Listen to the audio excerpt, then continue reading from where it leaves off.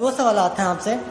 ایک تو یہ کہ تمام فرقے اور جو گروہ ہیں اسلام کے اندر، جو ہمارا اسلام ہے اس کے اندر جتنے بھی گروہ ہیں، اہل حدیث ہو گئے، دیوبندی یا جو بھی ہوتے ہیں، حنفی اور مالکی جتنے بھی ہیں، ان کی تعلیمات اور ماخذ جو ہے وہ ایک ہی ہے، قرآن اور حدیث سے یہ اخذ کرتے ہیں.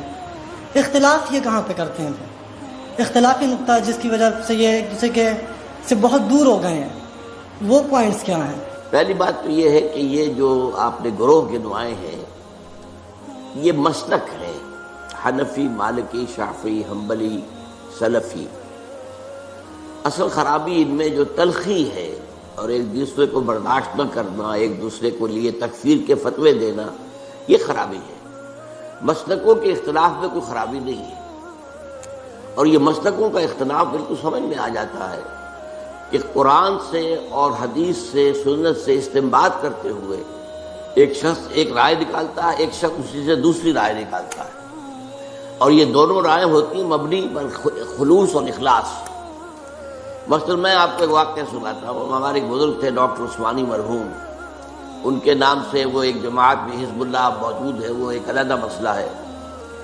انہوں نے ایک دفعہ درس دیا اور اس میں نماز باجماعت کے التزام اور پابندی کے لیے زور دینے کے لیے انہوں نے وہ واقعہ بیان کیا کہ حضور صلی اللہ علیہ وسلم جب مرض وفات میں مبتلا تھے تو ظاہر بات ہے کہ چند نمازوں میں وہ مسجد نبوی میں نہیں آ سکے اپنی بیماری کی وجہ سے.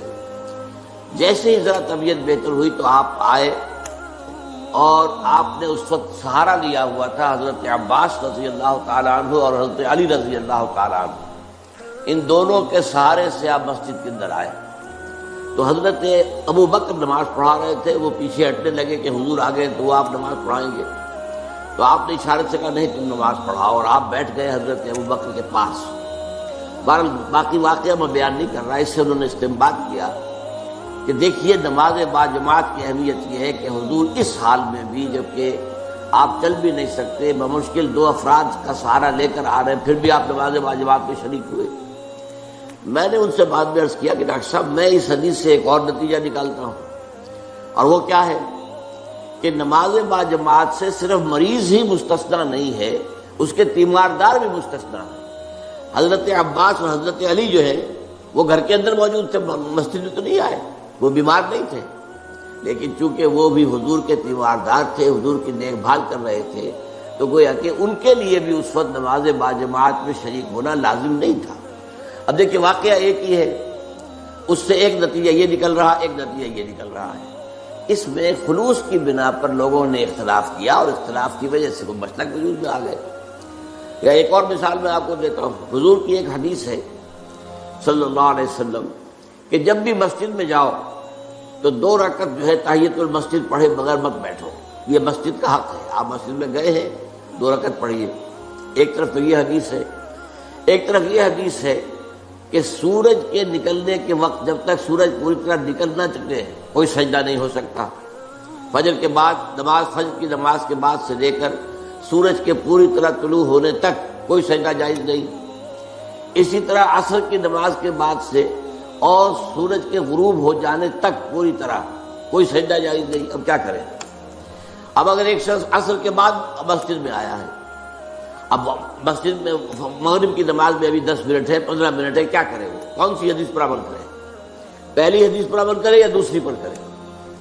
پہلی حدیث پر عمل کرتا ہے تو گویا کہ وہ ممنوع اوقات میں سجدہ کر رہا ہے. دوسری پر عمل کرتا ہے تو جو پہلی حدیث ہے اس پر عمل رہ گیا. اب اس میں لوگوں نے اصول بنایا ہے کہ جہاں کسی چیز سے روکا جائے وہ زیادہ قوی ہے بنسبت اس کے جس میں حکم دیا جائے. تو روکا جانے والا معاملہ یہ ہے کہ نماز مت پڑھو فجر کے بعد سے سورج کے پوری طرح طلوع ہو جانے تک، اور عصر کے بعد سے سورج کے پوری طرح غروب ہو جانے تک. اب اس میں اختلاف ہے، تو اختلافات جو ہیں وہ قطعاً کوئی غیر فطری بات نہیں ہے. ایک اور واقعہ ہوا حضور کے زمانے میں، جب یہ جو غزوہ احزاب ہوا ہے تو جب جو کفار جو تھے جو باہر سے آئے تھے اور گھیرا ڈالے پڑے ہوئے تھے چلے گئے، تو اب حضور صلی اللہ علیہ وسلم اپنے ہتھیار اتار رہے تھے. حضرت جبرائیل آئے، آپ ہتھیار اتار رہے ہیں، ہم نے تو ابھی تک ہتھیار نہیں اتارے. بنو قریظہ کا معاملہ کرنا ہے ابھی. انہوں نے جو غداری کی اور عین جو ہے جنگ کے موقع کے اوپر عہد کی خلاف ورزی کی انہیں سزا دینی ہے. اور چلیے حضور نے سب کو حکم دے دیا، اب کوئی مسلمان عصر کی نماز غالباً تھی نہ پڑھے جب تک کہ بنو قریظہ میں نہ پہنچ جائے، یعنی جلد از جلد بنو قریظہ کے علاقے میں پہنچ جائے. اب کچھ حضرات کا معاملہ ایسا ہوا کہ وہ ابھی راستے میں تھے، انہوں نے محسوس کیا کہ نماز جو ہے عصر کا، وہ تو اب عصر جو ہے وہ ہماری قضا ہو جائے گی، اب نکل رہا ہے، اب ہم وہاں پہنچ نہیں، ابھی تو کیا کریں. کچھ نے کہا کہ نہیں صاحب کچھ بھی ہو، نماز قضا ہو یا نہ ہو. حضور نے کہا نماز مت پڑھو جب تک بنو قریظہ کے علاقے میں نہ پہنچ جاؤ، تو ہم تو نماز نہیں پڑھیں گے. کچھ لوگوں نے کہا نہیں یہ تو حضور نے اصل میں جلدی کرنے کے لیے تاکید کر کہا تھا، ورنہ مراد یہ نہیں تھی. انہوں نے نماز پڑھ لی. اب کچھ لوگوں نے نماز پڑھ لی، کچھ نے نہیں پڑھی. حضور کے سامنے جا کے بات رکھی گئی، حضور نے فرمایا دونوں نے صحیح کیا، یعنی دونوں نے استنباط کیا ہے اپنے اپنے اصول سے اور اپنی یعنی ایک عقلی صلاحیت کو برسر کار لاتے ہوئے، تو دونوں کا معاملہ ٹھیک ہے. اس اعتبار سے اختلافات سے زیادہ پریشان نہیں ہونا چاہیے. ان اختلافات کے اندر جو تلخی پیدا ہو گئی ہے وہ اس وجہ سے ہے کہ ہم نے ایک مذہبی پیشہ بنا لیا اپنے ہاں. اسلام میں کوئی مذہبی پیشہ نہیں ہے. ہر شخص نماز پڑھا سکتا ہے، ہر شخص جو ہے اپنی بچی یا بچے کا نکاح پڑھا سکتا ہے، ہر شخص اپنے والد یا والدہ کی نماز جنازہ پڑھا سکتا ہے، کسی مولوی کی ضرورت نہیں ہے. لیکن ہم چونکہ پڑھتے نہیں، دین ہم نے سیکھا نہیں، ہم نے دنیاوی علوم حاصل کیے ہیں، تو ہم نے ایک پیشہ بنا لیا. وہ پیشہ جو ہے، اور پیشے کے اندر ظاہر بات ہے کہ پھر آپ کو معلوم ہے کہ وہ تلخیاں پیدا ہو جاتی ہیں، جس کو آپ کہتے ہیں پروفیشنل جیلسیز. یہ پروفیشنل جیلسی از اے رول. تو اس وجہ سے زیادہ خرابی پیدا ہوئی ہے، ورنہ ان مسالک کے اندر کوئی خرابی نہیں ہے. یہ استنباط کے اختلافات ہیں اور خلوص کے ساتھ کیے گئے. چڑھ دے سورج ڈھل دے ویکھ بجے دیوے بل دے ویکھ چڑھ دے سورج ڈھل دے ویکھ چڑھ دے سورج ڈھل دے ویکھ بجے دیوے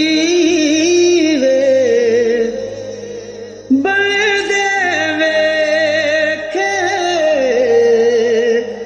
چڑھ دے سورج ڈھل دے